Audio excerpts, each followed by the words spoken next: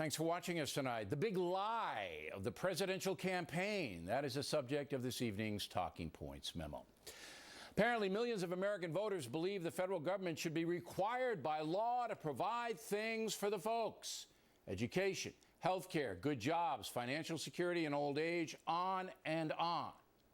That belief runs counter to how America was established in the late 18th century when our first elected officials put their game plan into effect. Basically, their vision was a limited one for government. Citizens would have basic freedoms to worship, vote, speak openly without being punished, assemble without interference, and pursue happiness within the framework of the law. It was entirely up to we the people how we'd use those freedoms. No one was forced to go into the voting booth as they are in Australia. No one was forced to believe in God as they were in the Massachusetts Bay Colony. Today, the question of individual choice, the quest to succeed or fail on your own, has almost been obliterated by politicians and judges who do not respect the concept of competition and the struggle to prosper. In short, they're evolving away from how this country was established.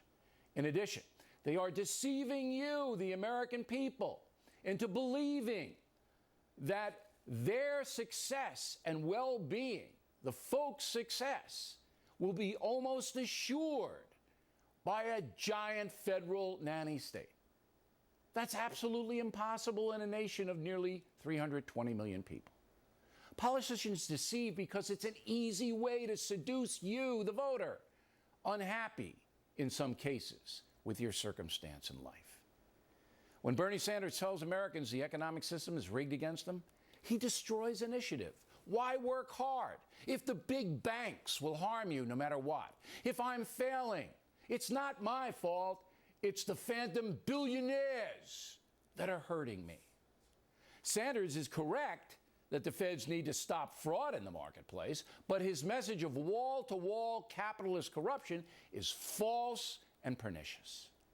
When a guy like Rand Paul tells Americans they should be able to intoxicate themselves at will, and the public safety be damned, he gives license to behavior that has destroyed untold billions of people the world over, not to mention the message that legalized drugs sends to kids.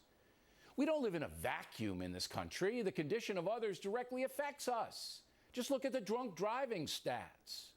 When Al Sharpton and his grievance lobby assert that black Americans are oppressed by a racist system bent on hurting them, he provides an excuse for a litany of apathetic and destructive behaviors. The kid struggling in a bad school with parents who don't care needs all the encouragement leadership can give him or her, not a list of historical atrocities that can cause even more bitterness for the child. The cold fact is, very few political people are willing to address vexing problems by telling you the truth. Here's what the government really owes us: protection from foreign concerns who would harm us, protection from criminals who would harm us, a secure border whereby our immigration laws are enforced and respected, an infrastructure of mass transportation that's safe and efficient. What the U.S. airlines are doing to their passengers is a scandal, and the fact that we don't have a high-speed rail system is flat out irresponsible. The government also has an obligation to protect our constitutional rights and to protect private property. Seizing assets after an American dies is abhorrent. Many of us work hard all our lives to give our children a better situation. Finally, it is the duty of those in power to foster a system that allows every single American a truly fair shot at material and emotional success. That means schools with strong educational and disciplinary standards, subsidized benefits for the poor and infirm that are delivered responsibly, with clear guidelines. Also, protections in the workplace against companies that would violate labor laws and exploit powerless employees. That's the heart of what the government owes us. And social engineering is not part of it, nor is free education, free health care, or a free income if you choose to lay about. Hard-working people pay taxes to support the U.S. government, as well as for personal Social Security in old age, which the feds have mismanaged in the extreme. We, the people, deserve honesty and responsible spending, not wasteful programs designed to secure votes. Last week, I spoke with Donald Trump about his promise to return jobs from overseas. Mr. Trump, Senator Sanders, Secretary Clinton all say they'll punish American companies who move jobs abroad. A president could certainly make life very difficult for corporations that ship jobs out. But the truth is that many of the lost jobs pay little. And even if they do come back, it's a marginal play. The big problem is that millions of Americans are so poorly educated and personally irresponsible, they simply cannot compete in the free marketplace. So what are the power seekers going to do about that? Blank stares. When I asked Mr. Trump how he would combat a culture among some African Americans that scorns conventional behavior, he replied that job growth would take care of it. My message is I'm bringing jobs back to the country, and they're going to have jobs. But how are you going to get jobs for them? Many of them are ill-educated and have tattoos on their foreheads, and you know, how are you going to, and I hate to be generalized about it, but it's true. If you look at all the educational statistics, how are you going to give jobs to people who aren't qualified for jobs?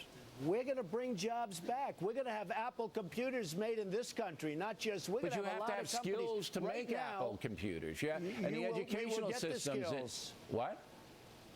We will get the skills, and we'll develop the skills. Now, the race hustlers, who apparently have not walked the streets of poor neighborhoods lately, immediately accuse me of racism. And that is why the acute problem of cultural deprivation among underclass children of all colors is never addressed. The smear merchants hammer anyone who does so. It's beyond disgraceful that powerful people look away from the real problem. Mr. Trump is noble in his intent to create jobs and train Americans to do them, but that will require more than trade deals and rhetoric. It will require a cultural change in many working class and poor precincts. If you reject the conventional road to success, education, and hard work, you'll fail in our capitalistic system, no matter what kind of outlandish promises Bernie Sanders makes. It's all about personal responsibility and motivation. And who is preaching that message? Who? The truth is that individual motivation is being destroyed by phony politicians seeking power, by promising an endless series of entitlements to a population that's moving away from achievement and into the gimme zone. Gimme, gimme, gimme. Until that deep cultural flaw is exposed, until the phonies, race hustlers, and corporate greedheads are called out, we'll continue to see big lies spouted by political deceivers and enabled by a gutless media. God help America. And that's a memo.